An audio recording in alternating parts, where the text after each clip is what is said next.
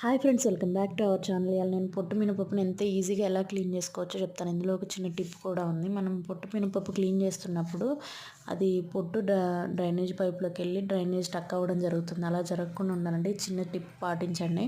అదేంటంటే ఇలాంటి ఒక చిల్లు గిన్నె తీసుకొని మనం పొట్టుని ఇట్లా క్లీన్ చేసుకునేటప్పుడు ఆ వాటర్ని ఇలా చిల్లు గిన్నెలో పోసుకుంటే వాటర్ కిందికి వెళ్ళిపోయి పొట్టు అనేది దాంట్లో తట్టి అట్లాగే ఆగుతుంది అనమాట. దానివల్ల డ్రైనేజ్లో ఎటువంటి స్టక్ అవ్వడం జరగదు. ఇలా మొత్తం పొట్టు ఇలా పొట్టు మొత్తం కడిగేసుకున్న తర్వాత దీన్ని గాలించుకోవాలి. ఎందుకంటే ఊర్లలో మినుములు విసురుతారు కదా, సో దాంట్లో ఇసుక అనేది ఉండిపోతుంది. ఇలా గాలించుకోవడం వల్ల ఇసుక సపరేట్ అవుతుంది, పప్పు దాంట్లోకి వస్తుంది. సో ఇలా మొత్తం గాలించుకున్న తర్వాత నేనైతే ఇడ్లీ పిండి, దోశ పిండి రెడీ చేసి పెట్టుకున్నాను. ఇది ఇడ్లీ పిండి కోసము మొత్తం కడిగి గాలించుకున్నాను. ఇది దోశ పిండి కోసము. పొట్టు సపరేట్గా ఉంది. ఇసుక కూడా చూపిస్తాను చూడండి. నేను బియ్యం నానబెట్టుకొని బియ్యంలో కలిపేసుకున్నాను పప్పు. అది పక్కన పొట్టు ఇంకా ఇసుక. వీడియో నచ్చితే లైక్ చేయండి, షేర్ చేయండి, సబ్స్క్రైబ్ చేసుకోండి ఫ్రెండ్స్.